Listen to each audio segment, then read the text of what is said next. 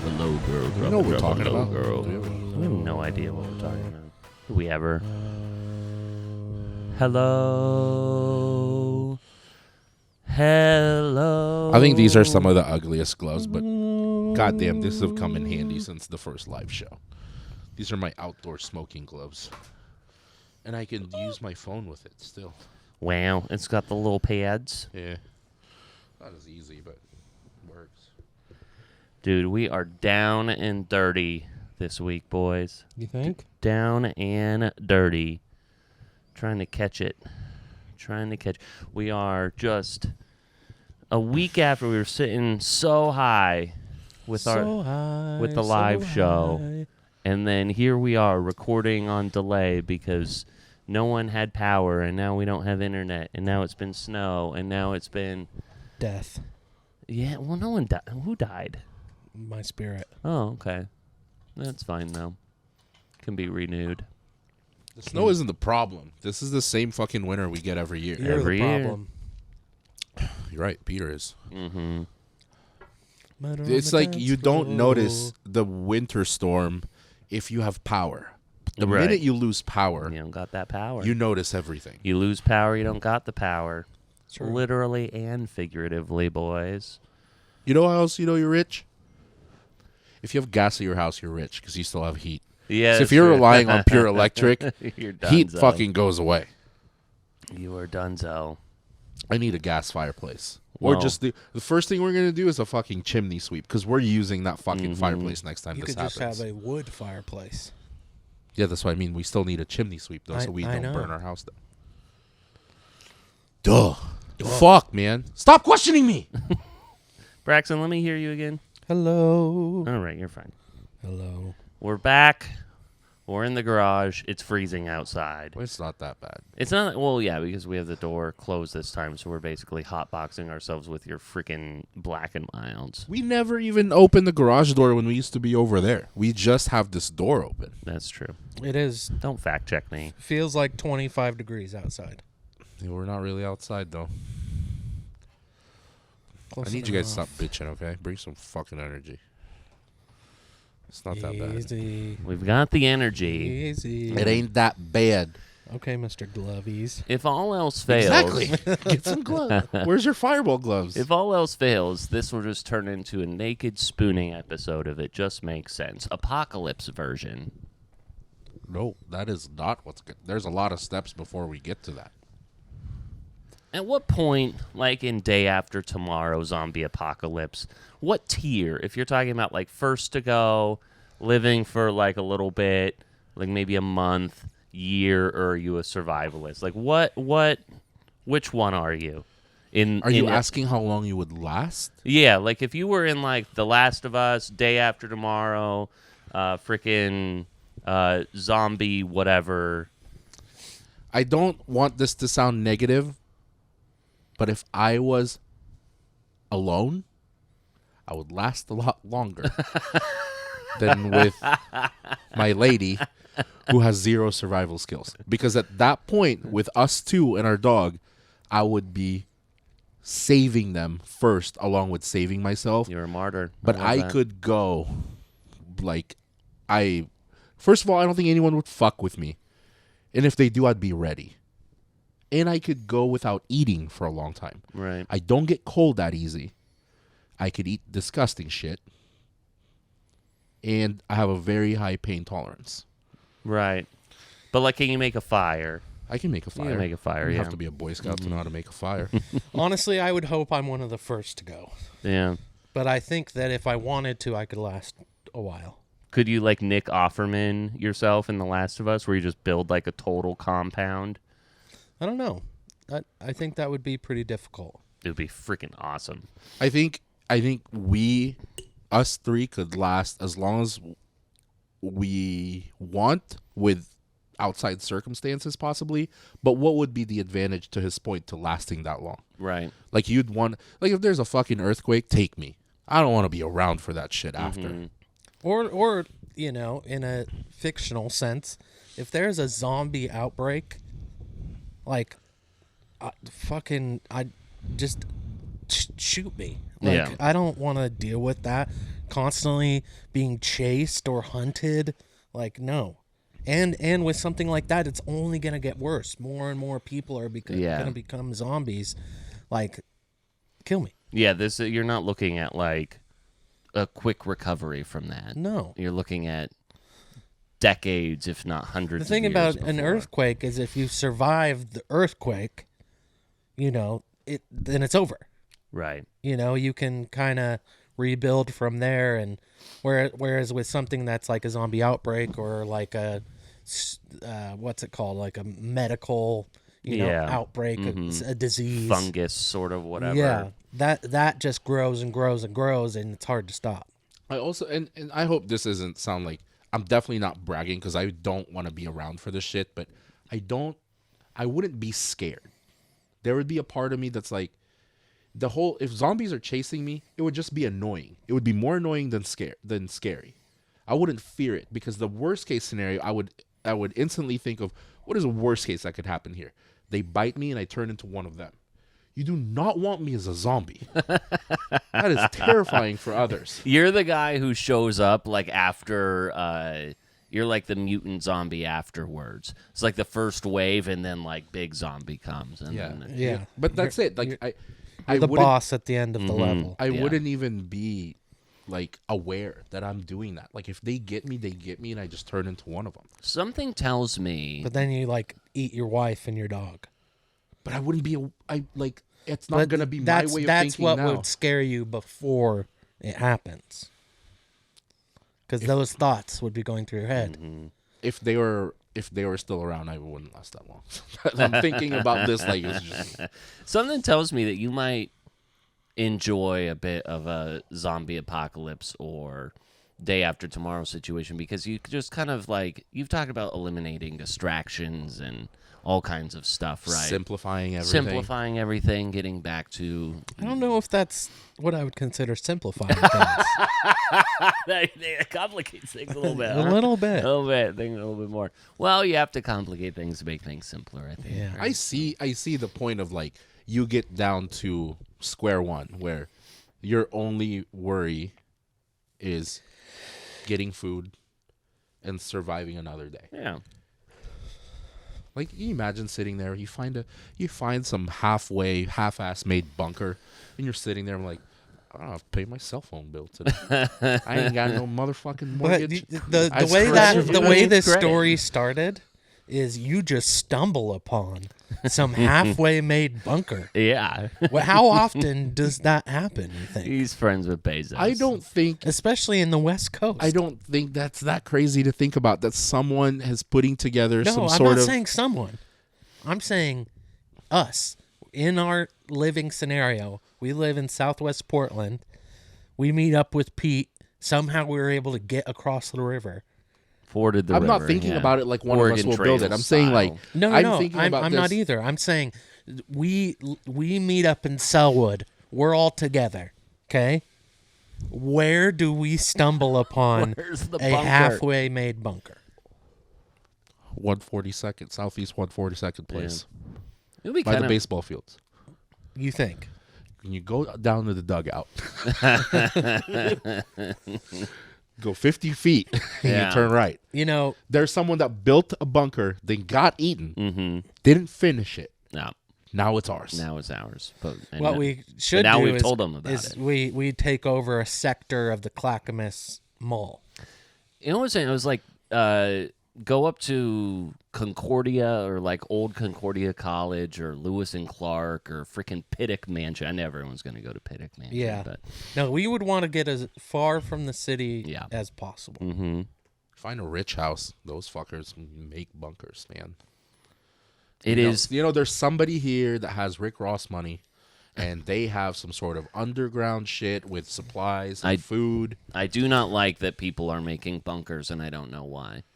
Well, Maybe it's just pure anxiety. on I their know part. that it is fairly typical of Mormons to have like food storage and water storage, so I'd probably get to my parents as quickly as possible. Yeah. I just don't think... If I find a random Mormon family that doesn't know me, they're not going to let me in. Well, my parents aren't a random Mormon. Yeah, they will. Yeah. I don't know if cut this, but Jay wouldn't have enough food. Don't cut that. Oh yeah, I wouldn't. Be Dude, like, can you imagine sharing 1 can of beans? I'd be pissed. yeah, you want to check his like little survivalist I swear pack? to God, fucking J-Boy hands me 1 can of pork and beans for us to share. Take it. Yeah. I don't fucking want it. All This for is an you, insult. big fella. All for you, big fella. God damn it, Jay. That's hilarious. Well, so welcome to It Just Makes Sense Apocalypse Edition. Braxton and Miguel both were without power. One of them has power. Now they're sitting outside, bundled up in my garage, which has no insulation. So you're right at home, it feels like. Yeah. Snow in Portland, followed by ice, followed by more ice, has led to this. A delayed episode of It Just Makes Sense. A simplified version of It Just Makes Sense. 1 camera, down and dirty, let's go. Can the camera see me? Yeah, well, yeah, we'll see. It didn't see me do that. Yeah. And then you guys have this side of things, and then on my side, while I had power and everything, I have been feeling wonky all week, and I got like, Yeah, let's talk about it this. was Monday night. I think it was Monday night. Might have been Tuesday. Whatever. Early this week, I am sitting. It's like 10 o'clock at night, and I start getting a stomach ache, and I'm like, okay, this is a little weird, but it was like a crazy came on very fast, felt like I was like super bloated, and it was like contained in my bottom right abdomen region, right? So I'm up till like 3 o'clock in the morning because I just I'm trying to took some Pepto, tried to Shit it out. yeah, just absolutely was just trying to force whatever was in me out because there's I'm just whatever. Wake up the next day, but I've been doing some intermittent fasting since I started the new year, so I don't eat till noon. So I'm I still have this feeling, but it's in the afternoon now the next day. So I have literally no food in my Literally system. just answer the fucking mystery. What's the mystery? Because of intermittent fasting? Is that why my body's weird? Let him finish his story. Yeah, go ahead and finish it. I'll tell you what I think. Okay. So, it continues to increase and not go away. So, you go on the internet and it just goes oh yeah, you have early symptoms of appendicitis. There's really if it's contained in your right lower abdomen, that's kind of pretty much it. So I made the appointment and I went to the doctor. And I was kind of thinking maybe I would get a little bit worse if I'm kind of thinking that I, am not feeling well. Never came on. So then they go, well, you are exhibiting symptoms of appendicitis, but you also could just need to eat more fiber. And I'm that's a very drastic difference between one side of the pendulum, which is you're either dying or you just need to eat broccoli.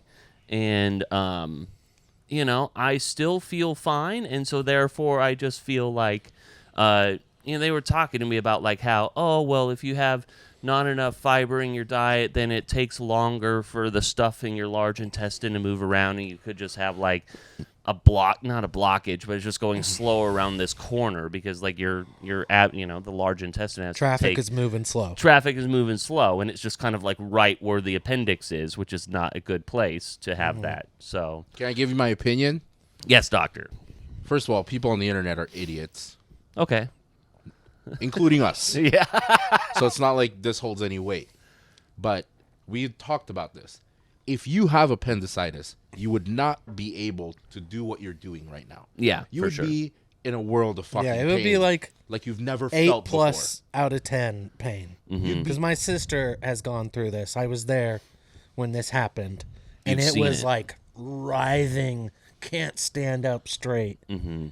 You wouldn't Pain. be able to talk, Peter. Yeah. You wouldn't be able to move. Mm-hmm. You would be in one position on your chair, and any movement you make, you would be fucking dying. Done. Yeah. So there's 2 things that I've seen.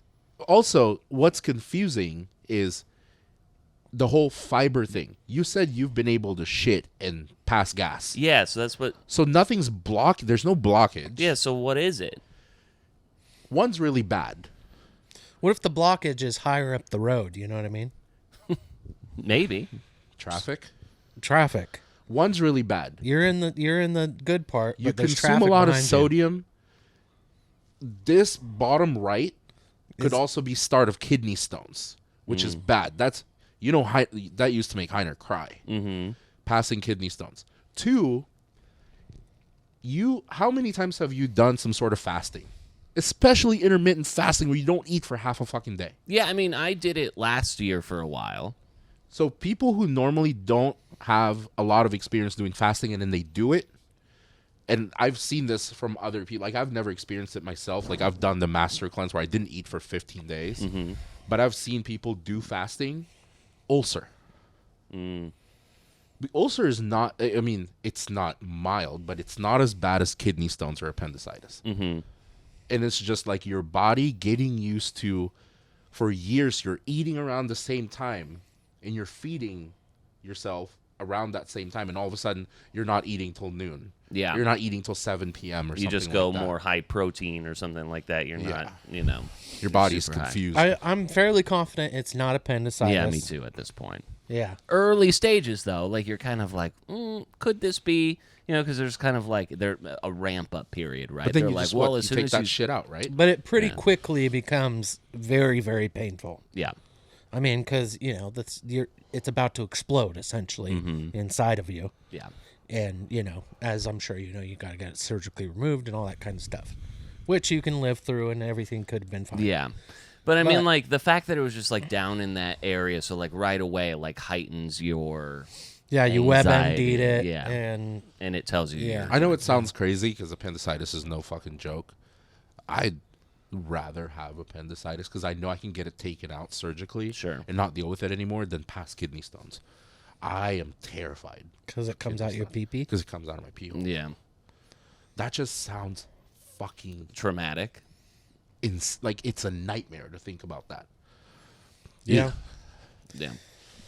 Well, I'm glad you're feeling better. I know. Yeah, it's kind of odd because then the other side of it, you just feel like a freaking like that you're overreacting. That it's just Yeah. like that you built it up to just be like, oh, okay, you just need to throw. They give you another meds to vegetable in take? there.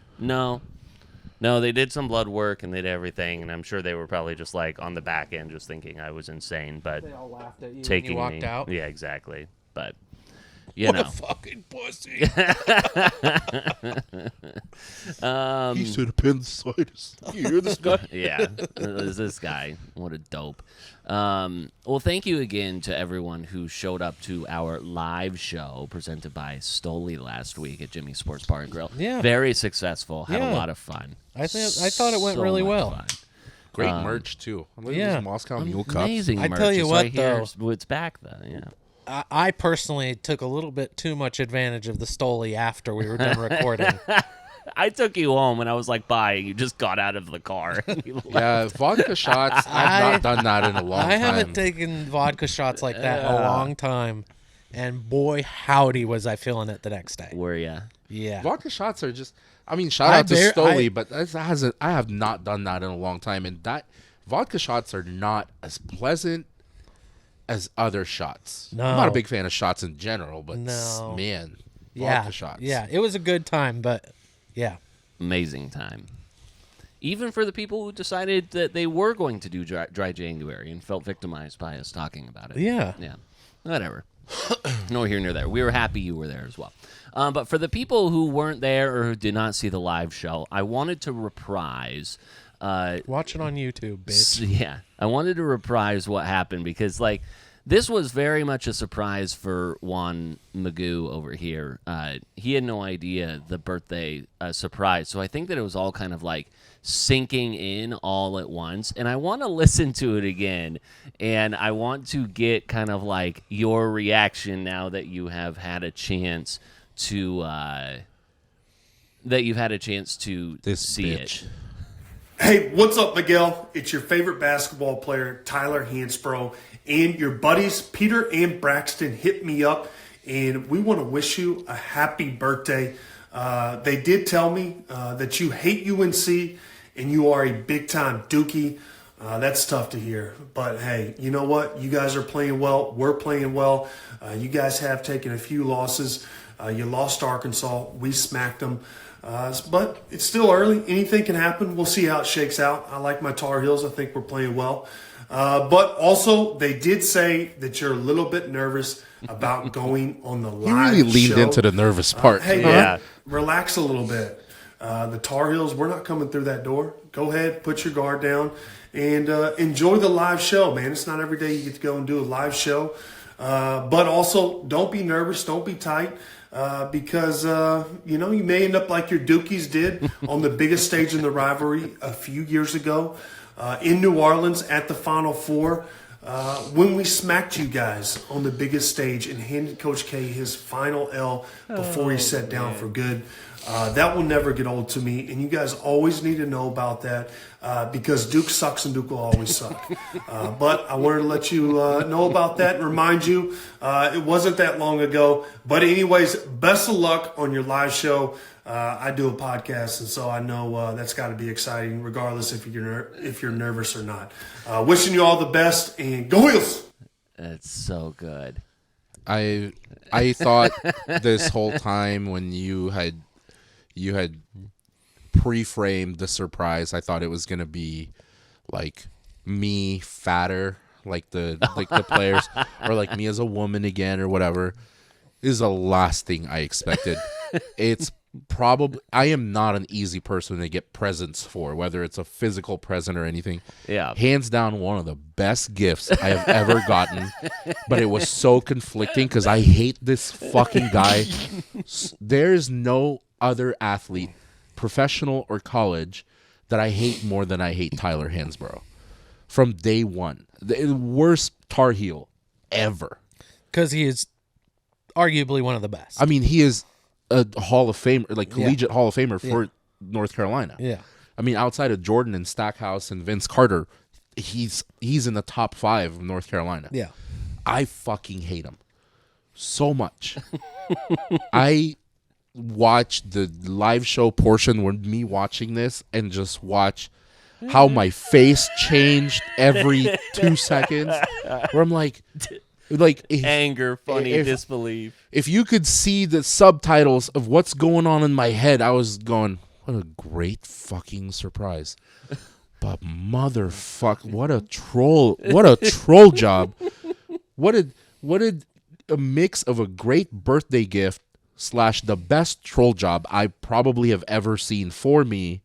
It was so conflicting that I was confused. You were angry yet impressed. Impressed and happy.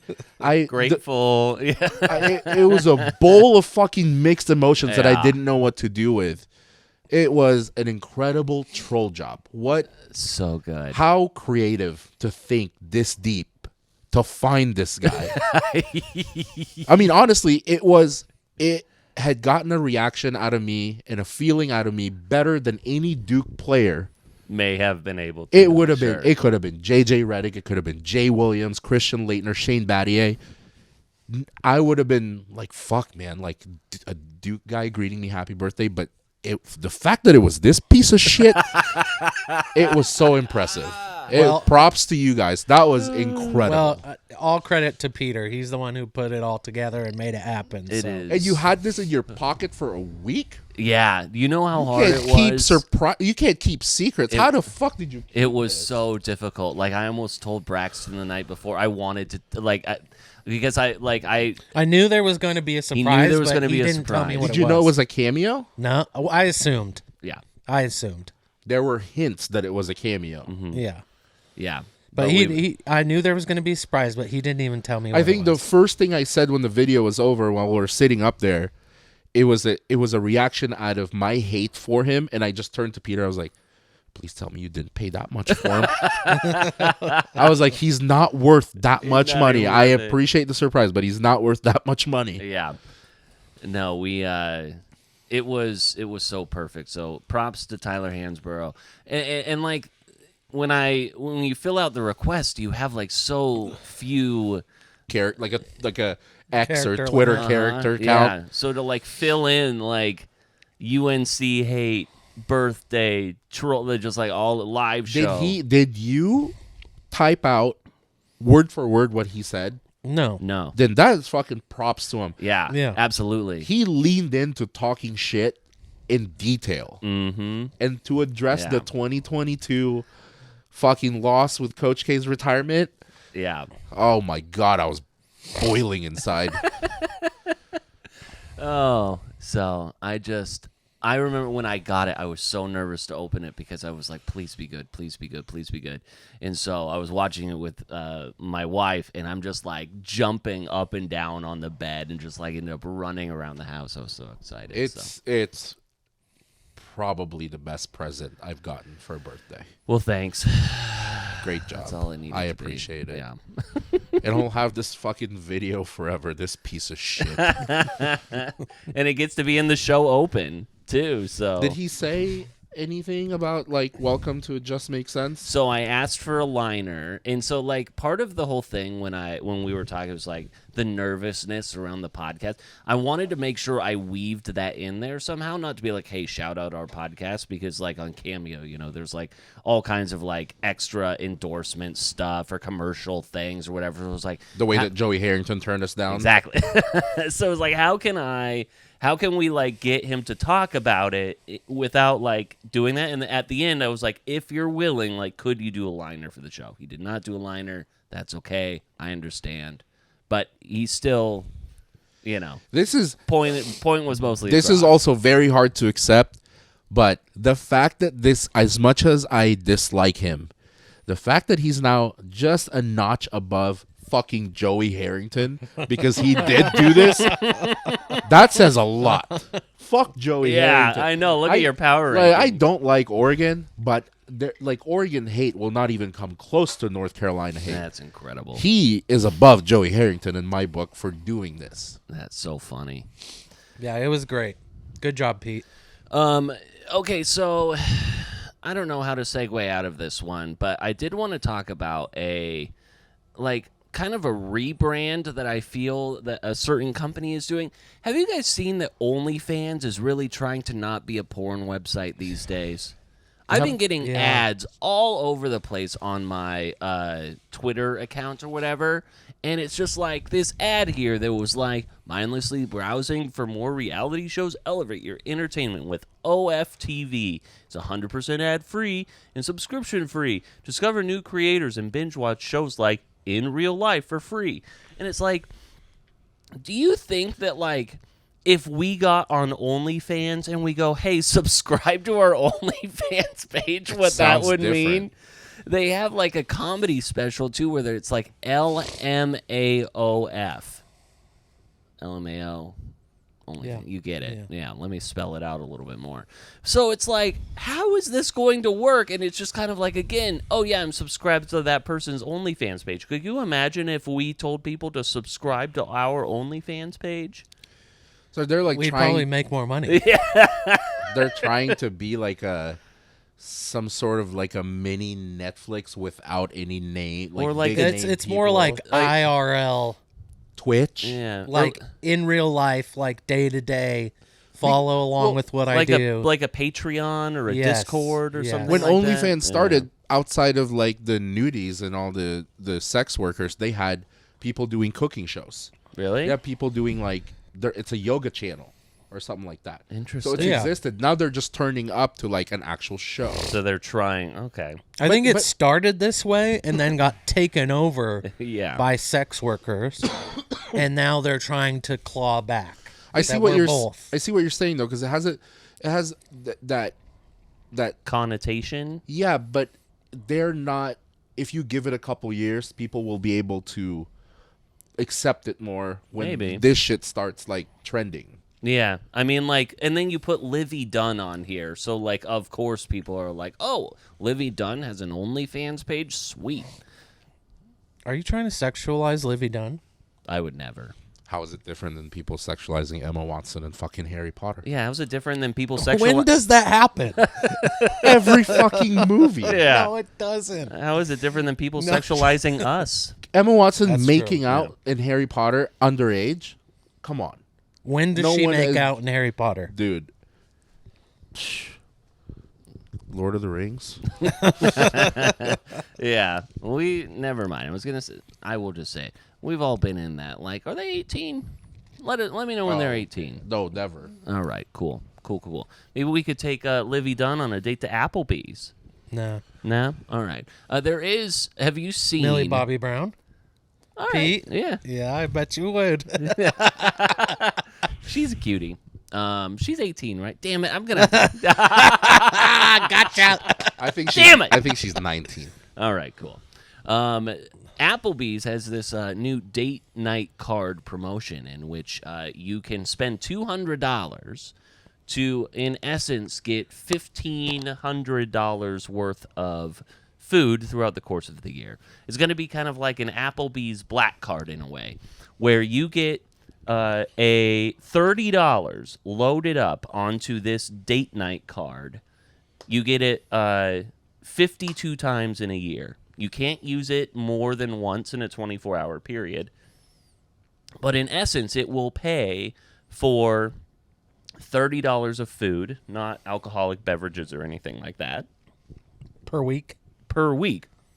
Now, once you use it, it reloads again. So you could actually use it all in, I think, like a 2-month period or whatever. But they kind of label it as It once a reloads week for type of free? thing. Yeah, so it gives you that $30 every. Is this a credit card? No, No. So, and how much does it's a this promotional cost? card. It's $200. There's going to be a limited run, and it's on January 22nd at 9 a.m. There's this website that you go to the Applebee's website. You can buy it. And I was wondering if you would buy it. I think I would. I mean, I don't like Applebee's. But that's getting like $1,300 of free food. What, you're too good to turn down an Applebee's And I mean, like, fucking wing? You know, you've had mediocre burgers in the past or whatever, and like you could just work Yeah. through it. Wonton tacos, riblets. Does it apply Quesadilla to all burger. you can eat riblets? I mean, like mix that in with like a Dollarita or whatever. No alcoholic beverages. Well, yeah, but you pay $1. You pay $1. I mean, you got to really enjoy the Applebee's experience. I would. know. I used to love Applebee's as Yeah. a kid. I Well, like All you can eat Applebee's still. riblets? Hell yeah. Maybe we should do a live show from the Applebee's. We'll see. This is. We though, shall see. I feel like this is. There's got to be a catch. It's too good to be true. Or this is a step before bankruptcy. And they're just doing it because it's either this or they start closing everything. No, you know what this is it's perfect marketing because they say, oh, you can come and get this. They're probably going to offer like 10 of them. You know, they don't say Yeah. how many, but Yeah. they've got us talking about it. Limited. They've got people Yeah. on TikTok and Instagram talking about Yeah. it. Everyone's True. talking about Facts. it. It's like unrealized, Facts, fam. revenue that you get from that is that all these people are going to be talking about it. You go, Bring oh, back, shoot. Bring back Applebee's. It's Hey, eating how good about we neighborhood. take our ladies out to the Applebee's? Dress up? We'll meet at the Tualatin one.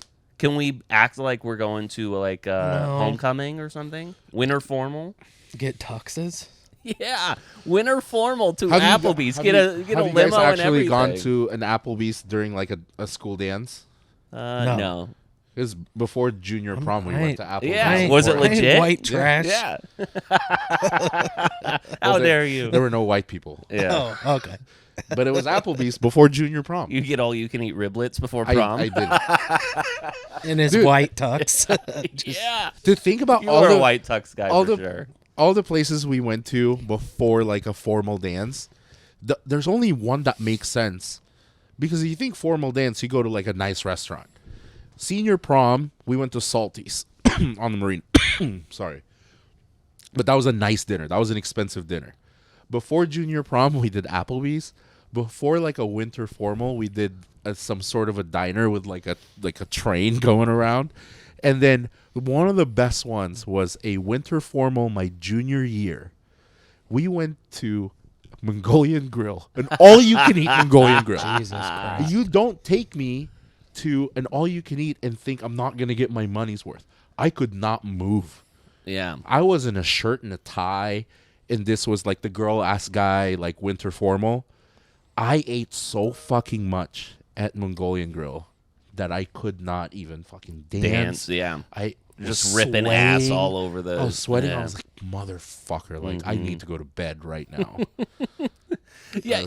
I got to be honest. I don't remember. I don't remember a single place where I went.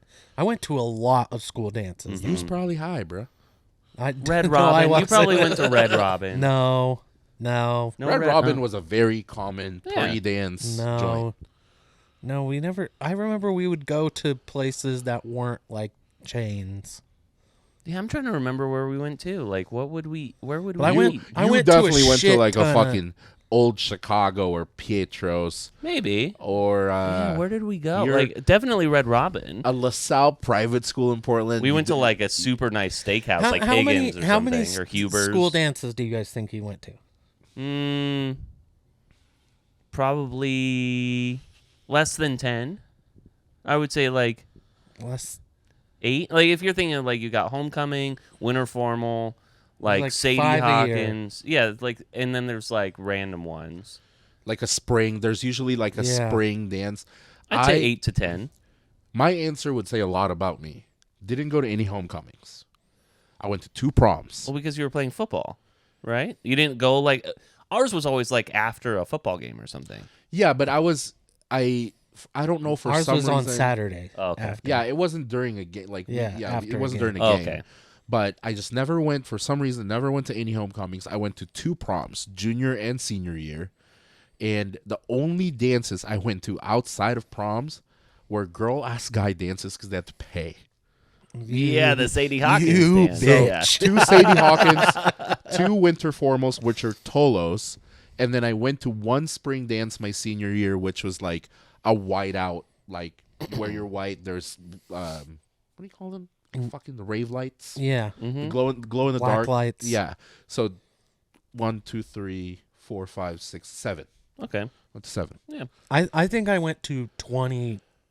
You were at every one of them, huh? Well, It's because you always had a girlfriend, I did, and Yeah. she went to a different high school. and you brought her to your dance. I brought her to mine. She And brought. She went to yours. Yeah, Yeah. so we had 2 homecomings, double 2 dipping. 2 proms every year. So much friction in your pants. Oh, an incredible amount. so much. Levi just- Robin. Yeah. Yeah, the first time I ever drank alcohol, senior prom for her school, in a rented Chevy Camaro, and it was a 2-seater like coupe, and we were in the back seat. Oh shoot. Yeah. And Malibu rum. Finger fucking. I got a Lincoln Navigator limo for my senior prom. I felt so cool. I had Navigator in senior prom. Did Yeah, you? Yeah, we rented. not. it. I didn't do a Navigator, but we had an SUV limo one time. That's amazing. Good Yeah. times. Good times. We should dress up winter formal style and all take our girls to Applebee's. I would love that. I don't think Ashley would. This is a little kind of, maybe this is a tangent, and stop me if you guys don't want to go down this. But I've been thinking, like, high school is such a fun fucking time of life. Yeah. Such a wonderful time of life. And maybe I'm talking as a privileged person because, you know, I played sports and I knew a lot of people and whatever. I think that is So much that pent up is hormones. Very much a the smaller percentage take. I Because think it's probably like a 30. less. That is No, less. I think 30% of people enjoy high school. Versus like middle school. If you enjoyed middle school, Against people you who were hate a high school. trash human because you were the bully. there's a lot of people that hated high school. Like I enjoyed high school because same, like I was friends with everyone, every clique. I played sports. So it's like I got attention. I was friends with the popular people and the nerdy people. Ashley, however, hated high school. She didn't have that same experience. Yeah. So it's just like, I think I've never really heard of people loving high school experiences outside of me until now. I would venture to but guess let's that think of more our people liked high school than I liked high school. I liked high school. You liked high school. Mitch liked high school. Yeah. Jordan liked high school. Lindsay as well. I mean, like middle Yeah. school sucked. I don't know, like I think who- it's fair to say that probably 40%. I would say it's closer to 50. you're able to drive around. You're able to like stay out 50-50. later. You're able to go to these But you also dances. here's the thing. You're Here was my point. experimenting. is like, how do you express to your future children or existing children that it's like, this is going to be one of the funnest parts of your life. Don't be fucking stupid. Yeah. But like, you also, there's like realistically not a lot of rules. Yeah. Like, because you can kind of get away with know. a lot. It is kind of hard because you don't want to do the thing that we had intercepted as children, which Yeah. was all of the literally don't do these things and you immediately want to You do also them, named you know? almost everyone you named were somewhat to very popular in high school. I'm just naming our friends. Right. We're So- so popular. We're Jara socially probably was popular in high school. Yeah. I was. You were. Mitch was. Jordan was. Yeah. Jesse probably was. I'm shocked that you loved high school. I felt like you. But he's a good example of Yeah. you find your right group, you find your right friends, you have a good time. Peter came from intimidation because he's a snitch, so that's why he became an RA I also in college. I also loved elementary school. Or But primary like school. you take somebody who's very quiet outside of our group. Like Ashley was bullied in high school yeah. and fucking hated her entire experience. Okay, but let's take somebody like Naoko. She enjoyed high school. She was also very, very quiet and reserved, choir girl. You know, I think, and I'm not trying to take away from Ashley's experience. I understand it. Yeah. But I'm just saying she doesn't necessarily represent the majority or Yeah, but saying we've established over and over for the last several years our group isn't normal. So our group does not represent the majority. I will tell you that.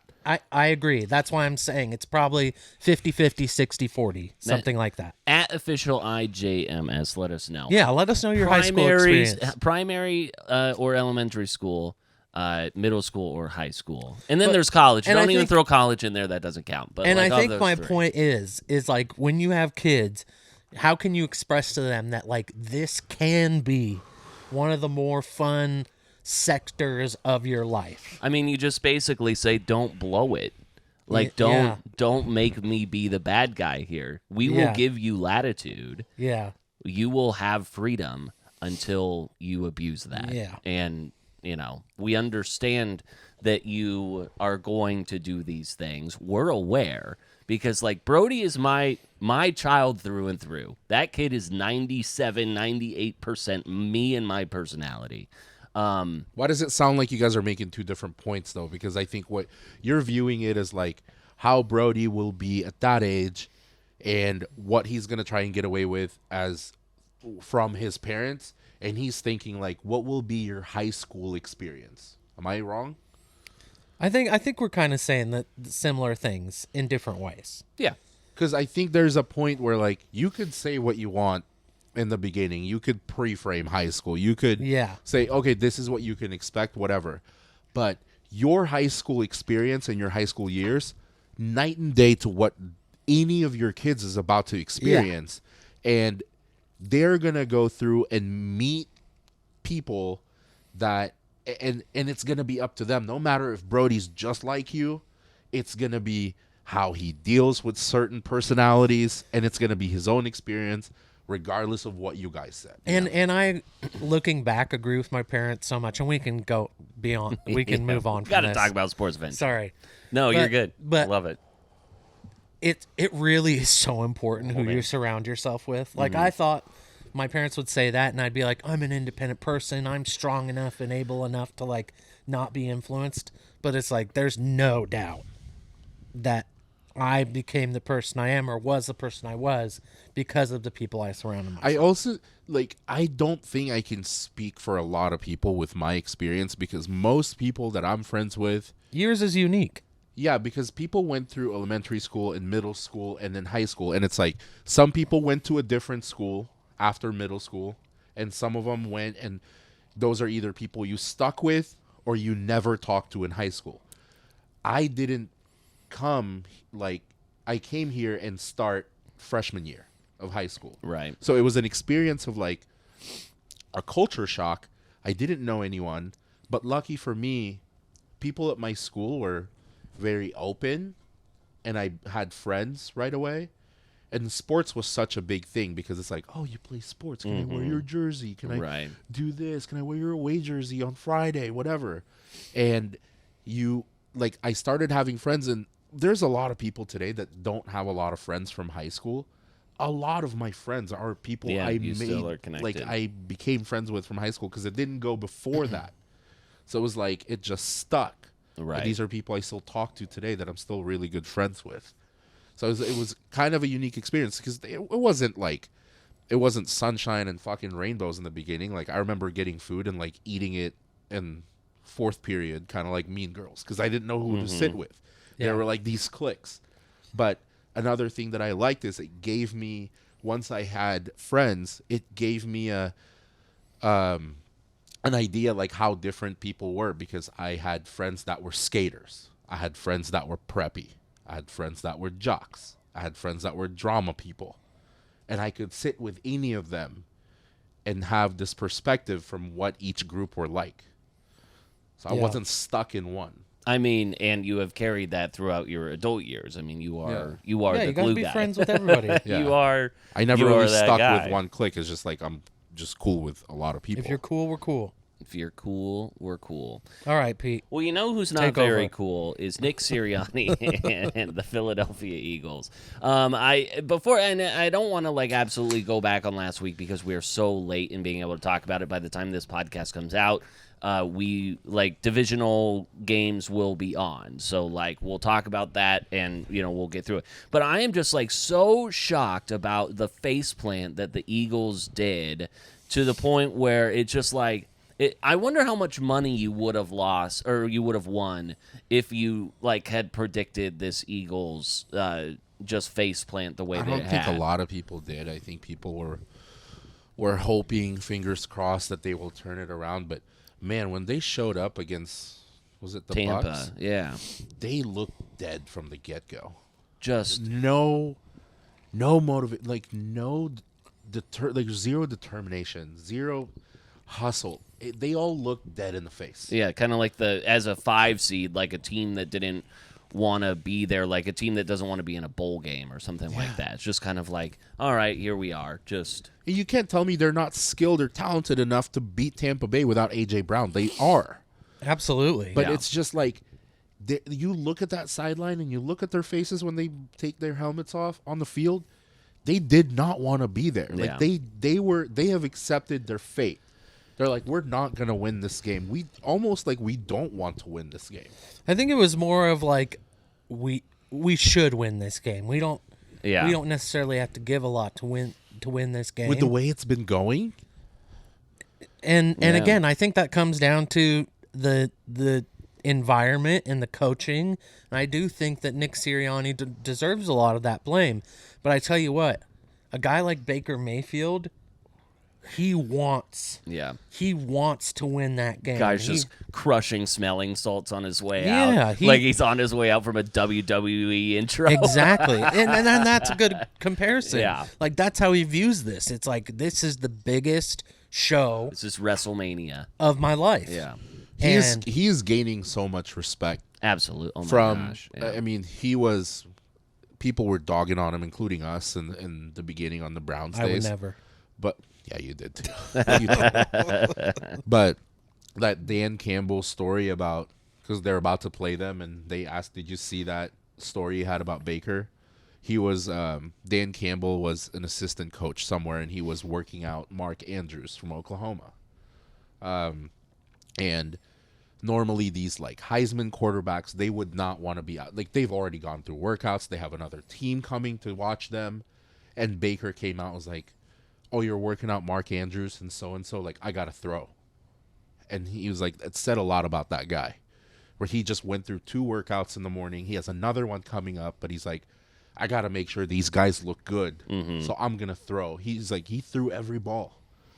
I think that, like, when you look at the trajectory of Baker Mayfield's career, obviously he has put in the work to make sure that he is where he is now, and it's you love to see it. But like what Sean McVay and those guys did with the Rams to be able to give him that extra shot as soon as he's just like right before that, he was like lining up basically on the practice squad on defense for the Panthers as a third string quarterback for them. Then he gets cut, and then he goes to the Rams. He has that amazing game. I think it was against the Raiders or something like that. Just like in 2 days, masters a playbook, or at least like makes it look good enough. And then to a point where, you know, the Bucs take a flyer on him, and who knows what their motivations were at that point. Whether it was like, okay, we'll bring Baker in because he's like serviceable enough, but we're going to lose a lot of games, and here they are, division winners. Yeah, exactly. And I think they brought him in with the hopes that what is it, Kyle Trask? Yeah, was going to be their guy, and then Baker beats him out, and obviously brings them to the point that they're at now. I mean, I love it for him. Yeah, really do. He deserves it. I saw somewhere that someone said he is who people wanted Johnny Football to be, in a sense. True. Because I facts. think Johnny Football was expected to be a much bigger name, like a Lamar Jackson. But people expected him to be gritty like that. Yeah, and that's become, it's Baker now. That never happened for Johnny Football. Yeah, kind of that like, you know, outspokenness and that like, you know. Yeah.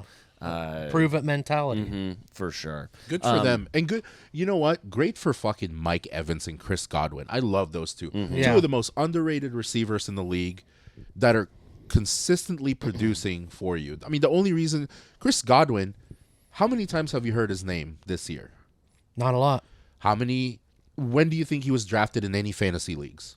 Very low. Third round. Chris Godwin is over 1,000 yards receiving this year. Yeah, he's doing well. I was gonna say, what's Boyles? Todd Bowles. Todd Bowles. Bowles. Sorry. I thought it was very funny when he was doing a press conference. They were asking him about the following week going into Detroit, and there was a reporter who was like, obviously playing in Tampa Bay is one thing, but going into Detroit, you're going to be dealing with the frigid cold.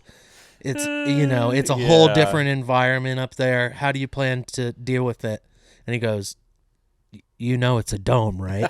That was pretty good. Oh man, I think someone was just trying to piggyback off of like KC and Buffalo and all that stuff. But yeah, so right now the Bucs are +6, or a 6-point underdog to the Lions. We'll talk about these games here in a second, but the one thing that I wanted to bring back, you know, Jason Kelce, it sounds like he's going to retire. One of my favorite things, again, like some people are like, you know what, if Adam Schefter is starting to break people's retirement news and Tom Brady came back after Adam Schefter had broken his retirement news and all this stuff, so it's almost like, you know what, screw you, I'm going to play another season just to prove your retirement news wrong. I did love this post. It was like, popular podcast host quits his day job to become a permanent podcast host. They're doing well enough that he wouldn't be hurting for fucking money. But Yeah. that's the only thing. That's not the only thing. That's the main thing that was upsetting about the Eagles' performance is play for that guy. Yeah. At the very least, play for him. Don't let him go out this way. Because the thing is, I know that a win is a win, but they did not deserve to lose that Super Bowl. And if he could have gone out with another Super Bowl win, he would have retired at a high. Yeah. And he came back because I think the only reason he came back is because they lost that. And it was close Well, enough. and they is what- returned he almost was- everybody. Yeah. Yeah, it's like, oh, we have a really good chance. But to end the season like this, To start 10-1, to be in the Super Bowl, to have all of this momentum to be like you are a Super Bowl contender, if not a favorite, to have it go like this is crazy. Absolutely crazy. And I know it's crazy to recommend listening to another man's podcast, but if you have the time to listen to the Kelce podcast and hear his response and the really pure emotion behind him talking about dude, it, it's very emotional. Yeah. it's When you can tell, because a lot of these guys, they love football. They do it every day, all year round for many, many years, and you know that. That's why they do it.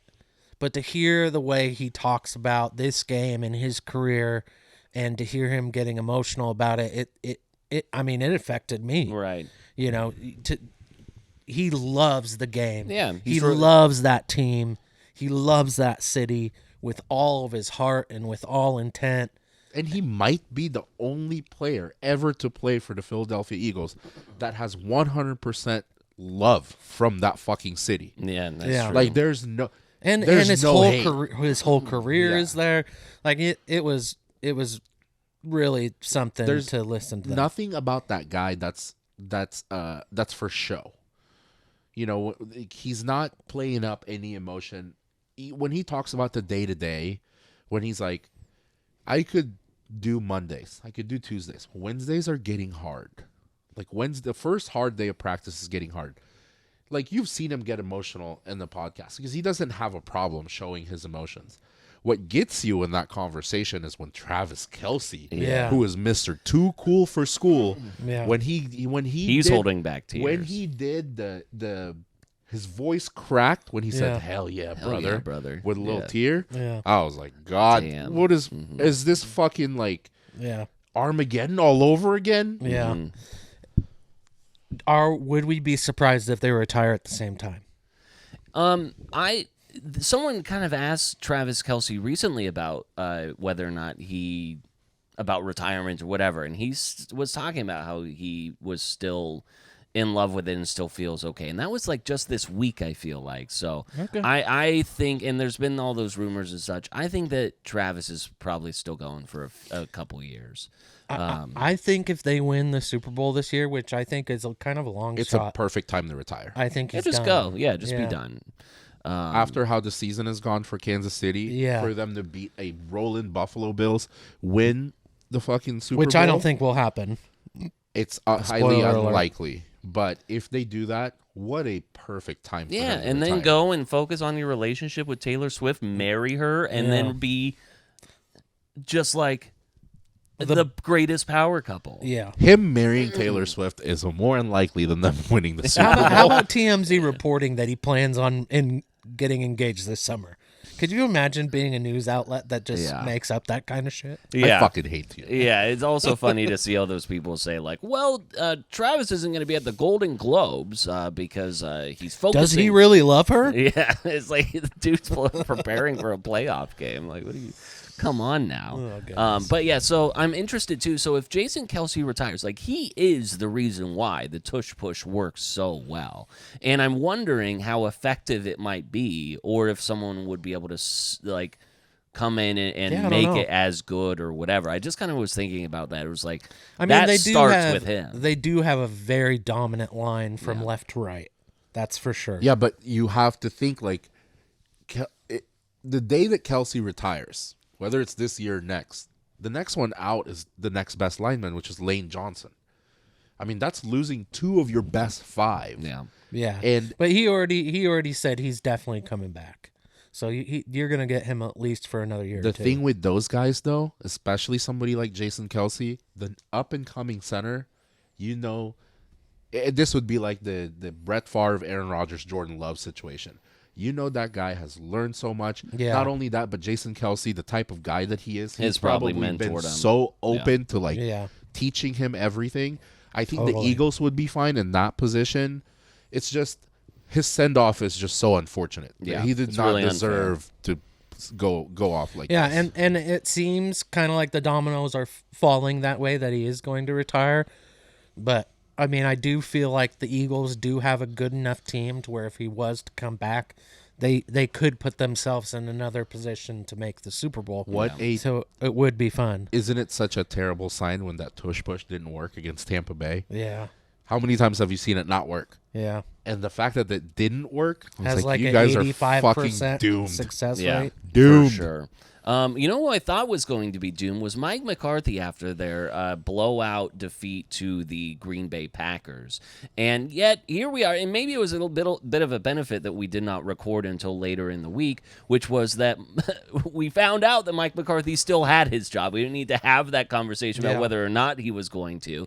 And this is something that you and I kind of talked about during the live show, and you kind of like, Jerry Jones does not move off of guys very easily, and in a time where it was just kind of like he seemed so frustrated and so mad that like he would make that reactionary move, He didn't, and it is he stayed true to himself. But gosh, like I can't imagine what it is to be a Cowboys. This fan is right the now. this is the it's it tracks with the league though, because I don't agree, or I agree with them keeping him, because when you have what you look at as a franchise quarterback, the Josh Allens and Lamar Jacksons of the world, whatever, right? It is much harder to move them, and it's much easier to fire a coach. Yeah. In this case, in this particular case, it's not Dan Quinn and Mike McCarthy's fault that they got blown out by the Packers. It's Dak. Dak didn't show up. He didn't. Dak was making horrible decisions in probably the most important game that they had this year. He was startled. He was flustered. He was making bad throws after bad. Like he threw what, 2-3 picks? 2 of them were pick In sixes. the first half. It was Dak. If you're holding on to anyone for not as long as you should, it's Dak. Stop holding on to him. Mike McCarthy's a great coach. He Right. didn't do anything this season and in that game to warrant a firing. And I understand, like, the idea of, like, okay, you fire someone and who are you going to replace them with, right? Like, yeah, the optics are very bad if you replace them with Dan Quinn, who allowed that so many points as a defensive coordinator. I am, like, not to change the total subject on teams or whatever, but it's kind of like the Titans getting rid of Mike Vrabel, and now they're, like, interviewing some guys just like, why in the world would you go this direction when you had Mike Vrabel, like, right here? Nor here nor there. However, there had been a lot of conversation of like, Bill Belichick could be your guy in Dallas. Like, you imagine the marriage between Bill Belichick and the Cowboys. And the only thing that I could conceive is that I don't necessarily know if like Jerry Jones wanted to give up any sort of like personnel stuff or how that relationship would actually go from that personnel that's standpoint. why Bill Belichick lost the job, is because he was the GM. In New England, you're saying. Yes. Yeah, and I think it's reasonable to believe that, you know, because Jerry Jones is the GM in Dallas. You say, hey, I just need you to come in and be the coach. I think that in some ways that relationship works, because then all of a sudden that responsibility isn't on Belichick. It's the owner. Yeah. And if you're not bringing the right personnel, I'm just the coach. I'm just here to be, you know, the great one. I think the chances of Bill going to Dallas was so slim. Yeah, well, it looks like he's... It's not the organization that he fits with. I get the Falcons being the favorites, that he fits with them. The Titans would also be a good fit.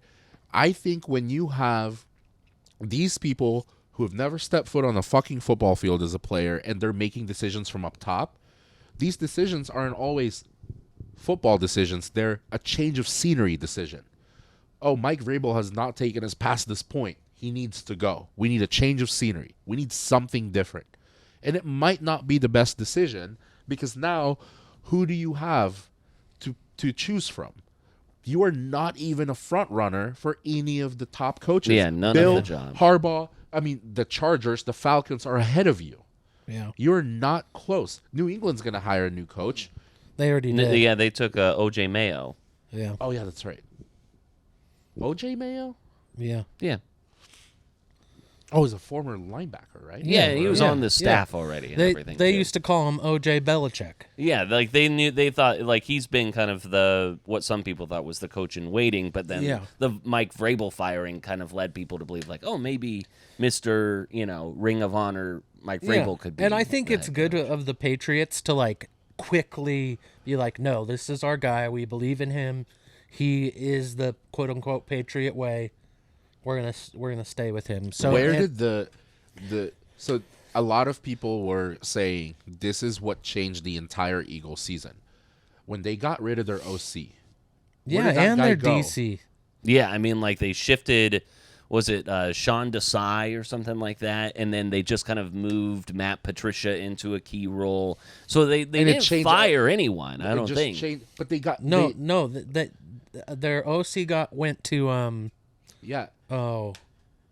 where That was the biggest change. That OC is like one of the best OCs in the game. Yeah. And they got rid of him, and they've been on a downhill, like a decline since that guy left.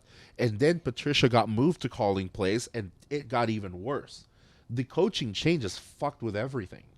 Yeah, I'm a little bit, when we think about Belichick in Atlanta, it sounds like that's the way that it is leaning, at least It like was as Shane we record. Steichen at the Colts. Oh, Steichen, yeah. Like Steichen was, yeah, and then this year, but it's still, when you're 10-1, you would think that something was going right, but then they started even internally making some moves The this Colts year. had a chance to make playoffs. Yeah, they sure did, even with Gardner Minshew.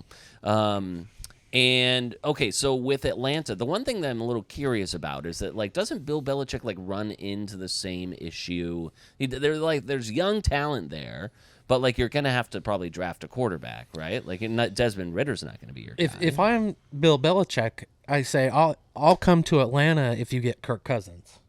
Sure. You know what I mean? Yeah. Like, or someone like a Kirk Cousins. Yeah. Because I agree, if you're Belichick, the whole point of going to somewhere different is to have a more established team, because I'm sure he's older.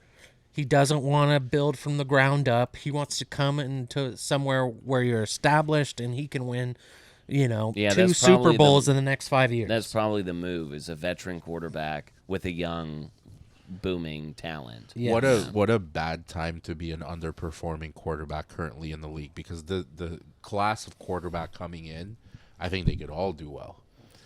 Well, I think the one thing that this year has proven is that you need a very good backup quarterback. I mean, we saw like 50 different quarterbacks this year. I think at least 40, which is pretty wild. I know we had talked about like the comparison between like a Justin Fields and a Caleb Williams.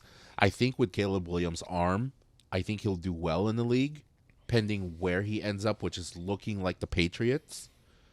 But J.J. McCarthy could be another Brock Purdy type. I think Jaden Daniels could be another Justin Fields. And these are serviceable quarterbacks, like game managers or above. I think Bo Nix would make a great pro with his experience. Bo Nix is going to be great. Mark my words. I think he's going to be a great pro. I think Bo Nix is going to win Super Bowls. North Carolina guy Drake May, I think is going to be a great pro. What do you think is going to, like, there's been all these rumors about Cliff Kingsbury becoming the new OC of the Bears. And I thought that was interesting to hear that. The only reason they do that is to get Caleb Williams. Right. I thought that was interesting, kind of how that was playing out. But, I mean, if they don't, which Caleb Williams has already said he doesn't want to play there, I think Justin Fields would benefit greatly from having Kingsbury there. Well, I think that's the reason they would get Kingsbury, is to influence Williams to come. Yeah. And but if he's not going to play there, then they don't bring him. I don't think. I mean, there's been reports to Caleb Williams saying, like, I don't want to go to Chicago or whatever, but screw him. What is kind of something I'm questioning is, I got to pee. I'll be right back. Okay. if you're not riding with Sirianni, why aren't the Eagles considering a new coach? Because a coach would want to go there. Like any of the coaches that are available, they would want to go there. Yeah, like a Ben Johnson type or whatnot. Was that Ben Johnson with Detroit or whomever? Yeah. That OC. But if it's, if you're not going to ride with Sirianni, get one of these guys. Like imagine Bill going to the Eagles, Vrabel. What a great coach Vrabel would be for Philadelphia. Yeah, what's interesting, like Vrabel, like the one concern that I have about Vrabel is just kind of like when he came in, and I know that it's like maybe he wasn't up to the bill, to the billing. It's like he kind of like ruined Marcus Mariota in a way, and maybe Marcus Mariota ruined Marcus Mariota, but like Vrabel is like a very big defensive-minded coach, and I think that That's why I think he would be a great fit with the Eagles, because the Eagles' offense does not necessarily need him. Yeah. When you have a Vrabel with the Titans' offense, with Mariota was leading it or Tannehill was leading it, with not a lot of weapons, it's hard to build that up. Vrabel could go to Philly with a great OC and make that defense even better than it already was, and then let A.J. Brown, Devontae Smith, and Jalen Hurts do their thing. Yeah. I think that it's concerning, certainly, that like they finished the season the way that they did. I am not surprised that they're not being overly reactionary here and making some sort, at least that we know of at this point, a change. And There's so to much- start 10-1 and then to still make the playoffs, but then have this is They're obviously gonna not make ideal. moves. They have to make moves because there's so much pressure from that fan base. You can't finish a season the way you did and just say, let's just bring everybody back and run it back one more time. Well, yeah, you got to make changes. Yeah, you get rid of Matt Patricia for one. Whatever that guy touches these days seems to be just terrible. So yeah, I think that this is going to be one of those situations where they have to make some coordinator moves, and Sirianni will be back. That's just my thought. But as we look at the condolences to your Browns and Joe Flacco for throwing 2 pick sixes back to back, by the way. My God, did that look. And then not only that, but D'Amico Ryans basically telling his guy to jump in front of that pass, be like, this is exactly what's going to happen. And then the thing is, though, oh, God. we were playing with borrowed money at that Oh, point. right, there it is. Yeah, I get it, though. I get it. I House mean, I'm money not- there. Yeah. No, we did say that, but We did. the thing that's kind of a question mark with how that game went is we all know that the Joe Flacco story was bound to end, right? Yeah, Joe Flacco'd. But the thing Did is, he not? that was 17-14 at halftime. That wasn't a blowout. That was 17-14 at half. I mean, it was a blowout at the end. But Yeah, I agree with you. It was 48-20 something at the end. Normally, if I see a game like that, and I'm like, okay, you were within 3 points, or I don't even know if they were up 3 or down 3 at half. Down 3. They were down 3 at half. This is a game between an experienced quarterback and a rookie quarterback, and this is going great. They're scoring. It's fucking great. And that was I went way over the total point prediction. No one expected that. For sure. Normally I would go, oh, if I saw that game and I didn't watch every second of it, if I saw that game and I saw 17-14 at half and then it was a blowout at the end, I would think you were out coached. But Stefanski wasn't out. Stefanski's a great coach. He's a really good coach. I agree. But Well, the details that Ryans had found that is credit to how much film, how much studying you do to tell somebody I know exactly what this guy's going to Do do. that. yeah, You've got to pick and six. all credit to him, for sure. But I think this game came down to 2 things. Joe Flacco'd. Because here's the thing. We've all watched Joe Flacco play for a long, long time. And he does this. He'll have stretches where he does really, really well for 5, 6, 7, 8 games in a row. And then he'll have a game where he throws 2, 3 picks. It's like he's never done this before in his fucking life. and it just happened to come. unfortunately, in it the timed yeah. pretty poorly for the Pretty- Browns. Pretty poorly. And second, the number 1 defense in the league Yeah. did not show up. I would say the Joe Flacco thing is not the number one reason. It's up there. I But- mean, 14 points. But given. where was Joe Flacco putting up 20-something points and throwing those picks? It is horrid. I get Yeah. it. But the number 1 defense in the league giving up 48 Yeah. against a rookie quarterback with ice in his fucking veins. Yeah, because even if you take God those away, damn. they gave up 34 points. CJ Which- Stroud was not bothered ever in the Yeah. pocket. Yeah. Exactly. But here's the thing. If you're the Browns and you're looking at this squad, you're the only team in the playoffs who has a backup quarterback, and not a backup quarterback, the 4th quarterback that we've played this year. To just be in that position, you're happy. And so I'm not going to look at this season negatively. I'm very happy. This experience with Joe Flacco, this is what a great memory and what a great story. I take nothing but joy away from this, to be That's honest. good. Yeah, I mean, again, you were talking about the house money, and it just kind of came at a bad time for them. Yeah. About the Texans moving on to play the Ravens on Saturday, a 9.5 point underdog. Do you think they cover that? Yes. Because I think Yes. that's one that I might put some money on because of how well Not only do CJ Stroud has played. Not only do they cover that, And the they defense. could win that game. I agree. I They don't could disagree win with that you. game. Yeah. We're We're all in agreement. We should fade ourselves like a motherfucker. Yeah. Ravens Oh, by 20. Ravens by 20 at that point. Yeah. These takes doesn't equal me putting money on it. I'm just saying. Yeah.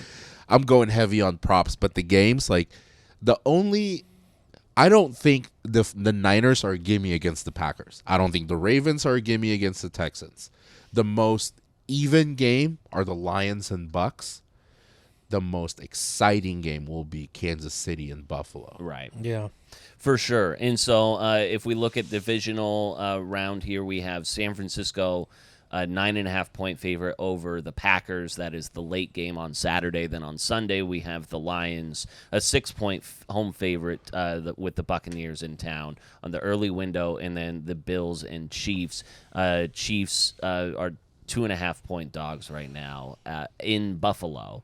And to think that like the Kadarius Toney offsides thing is really, when you look at it, the difference between Kansas City playing at home or on the road, that's nor here nor there. But yeah, I agree. Like hopefully the most exciting game will be the Bills and Chiefs. Lions Bucks is really conflicting because do you want the story of Baker and Tampa Bay to keep going, or do you want the story of the Lions? We've seen I like love the Lions story. you love the Lions story, but Love like both of was last week kind of like a Super Bowl type of a thing? Or do they have greater aspirations? Because, like, we've also seen the Lions face plant a little bit similar to the way that the Browns did this past week. Sorry, didn't mean to make that a very personal jab at you. But, just like I could see Detroit very much just face planting on Sunday. Absolutely. Like, they've done it before. I don't think that's unreasonable to think. However, I do think all in all that they are just a better team than the Buccaneers, and I think that this means enough to them, the city, everybody involved, that they might not cover, but I think they come out on top in the end. They win. Yeah. The Lions are Yeah. the 8th worst secondary in the league, which means the Godwins, the Mike Evans, and the Cade Ottens, who happen to be Baker's favorite right now, the guy gets 6 to 7 receptions a game. He is turning him to the new baby Gronk, throwing to him. Little He's baby the Gronk, new Laporta. The tight end matchup with Cade Otton and Sam Laporta is going to be very interesting. But the Lions are in the bottom of the league when it comes to covering receivers. And that might be an issue. But Baker doesn't do well under pressure. But the Bucks have a great secondary with Winfield Jr. and everyone else, but their line, Trash. absolute trash. You have Montgomery and Jahmyr Gibbs.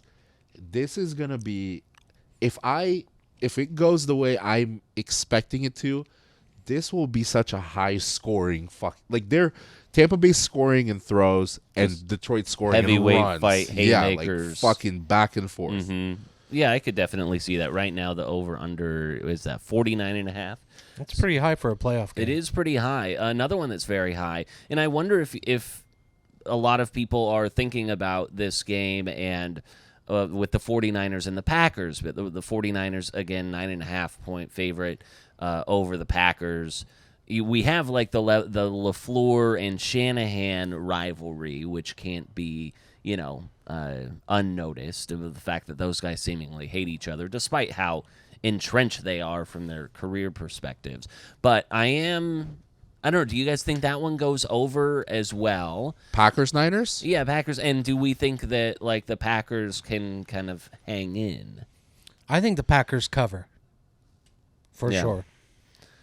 I do kind of worry about teams that have sat, like number one Yeah. seeds have kind of sat there. Rust versus Momentum, rest. like momentum that the Texans and Packers could have against these guys. Yeah. I don't think can be overlooked.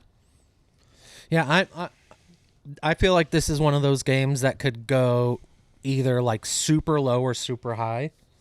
I think there's probably no in between. I think this is definitely an heavy over or heavy under, which doesn't help a lot of people listening, I'm sure. But I do think that the Packers are going to cover for sure. The only take I have in this game and I don't give a shit if it ends up being wrong. Don't be surprised if the Packers win. Not I wouldn't just be. cover, Yeah. but I fucking would not win. be. They are beating heavyweights. And Jordan Love is playing out of his mind. Jair Alexander is back. Their secondary is really good. I would not be surprised if they win. The only thing that concerns me is obviously their youth. They're incredibly young, youngest roster in the NFL, and they the have a great 49ers are incredibly established. They know what they're doing. Shanahan obviously is a genius when it comes to the offensive mindset. So I could see that being a problem. But I think that because of their youth, because of this kind of spark that they have with Jordan Love and everybody around him, I think that they, like I said, definitely cover. But the Packers not only have a great coach, but it's a coach that's very familiar with Kyle Shanahan working under him for years. He knows how Shanahan calls plays. He knows his tendencies and everything else. And Matt LaFleur is a great fucking coach. That is outside of Jordan Love playing well. Matt LaFleur is one of the biggest reasons why I think I wouldn't be surprised if the Packers pull this off. I just absolutely love that the Packers are doing this. That they are like the quarterback whisperer to have another quarterback in waiting do what they're doing, to do it with Aaron Rodgers leaving, and to have Jordan Love do with these same receivers, if not even younger receivers now, that Aaron Rodgers was just laying into last year. And here they are, a playoff team winning a playoff game. And now we're talking about the possibility that you could take down the Titan of the NFC in the 49ers. Think about, I know that we talked about those stats, those eerily similar stats that Aaron Rodgers and Jordan Love had, 12 games into the season or something like that.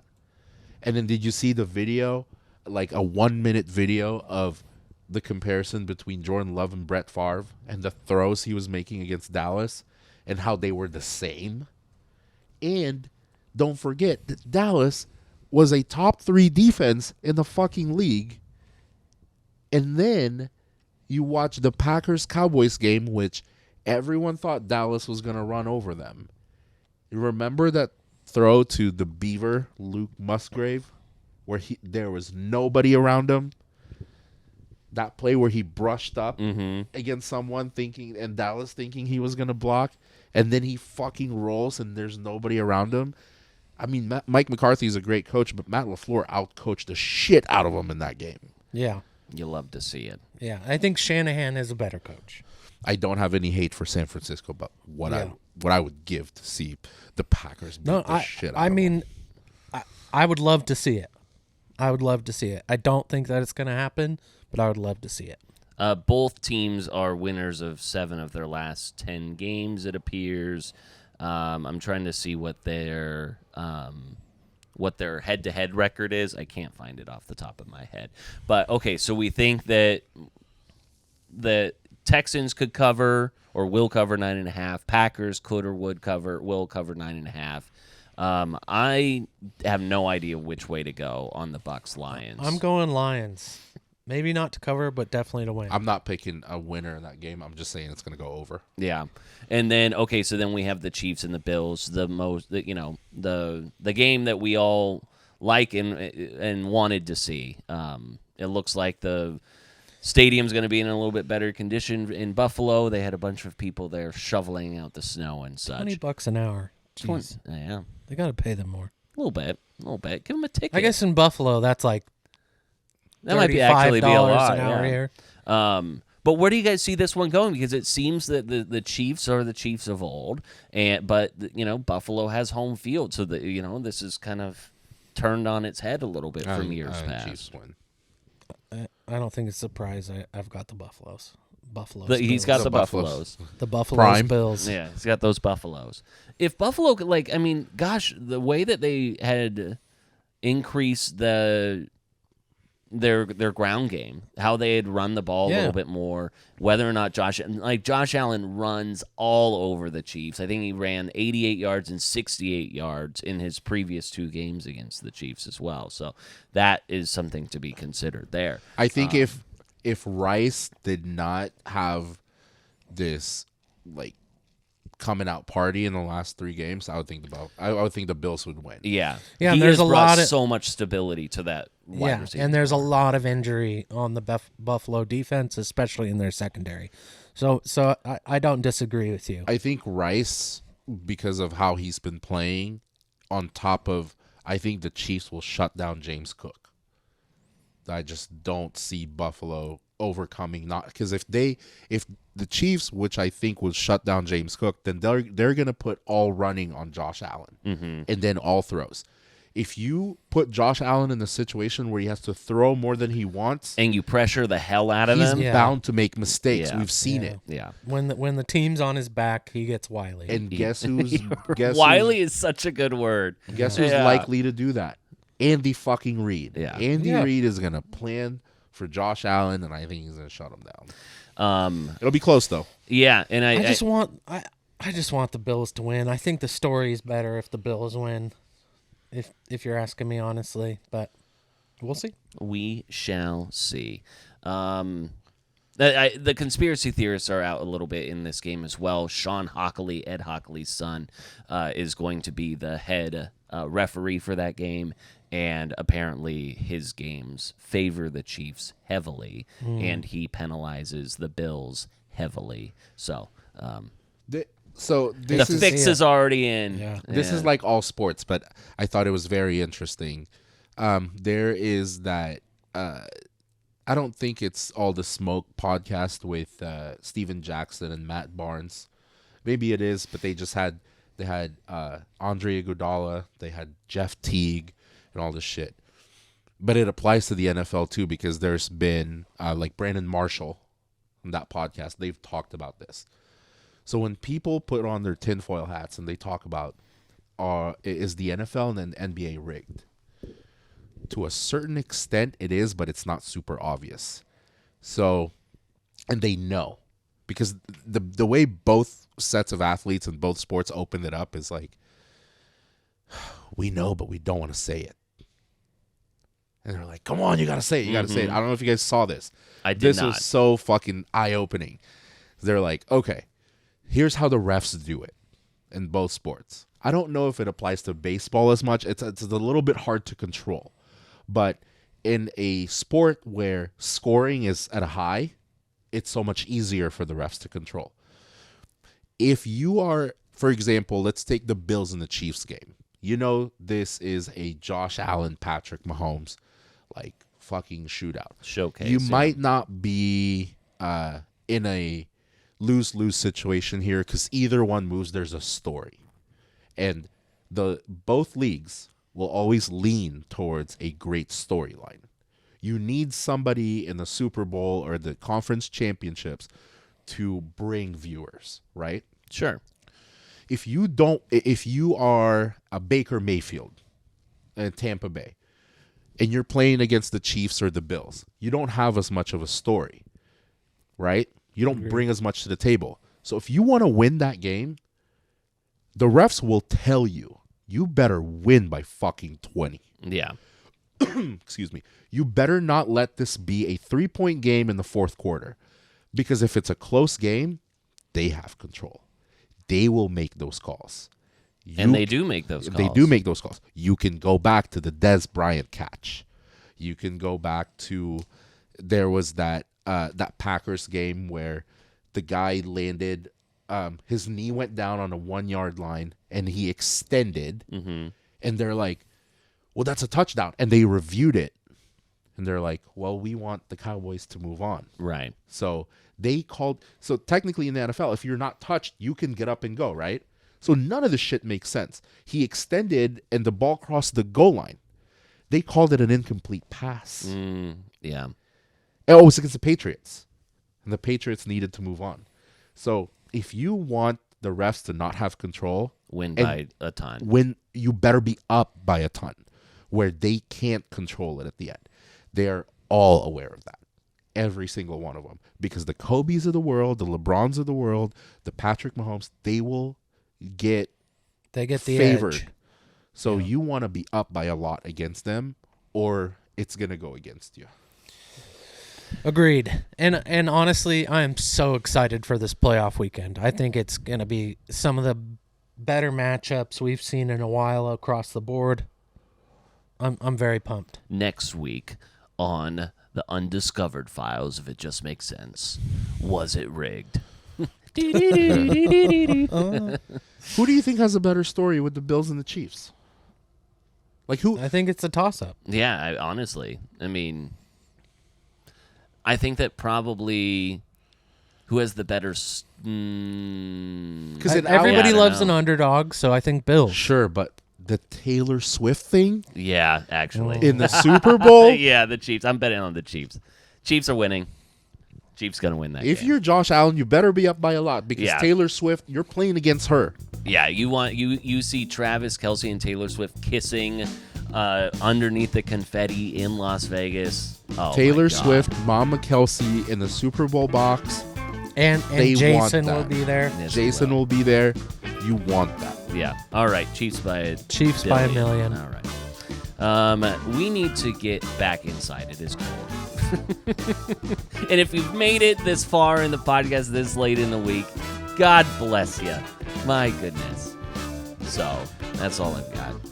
Enjoy this weekend of football. Yeah, stay which safe, stay has formed. Already. Will this come out like in the middle of these games? Hopefully it'll come out. Tomorrow morning. Yeah. So that you're waking up, drinking your coffee, you get that little notification that we did not die. We're alive We alive. with clear eyes. Full hearts. Can't lose.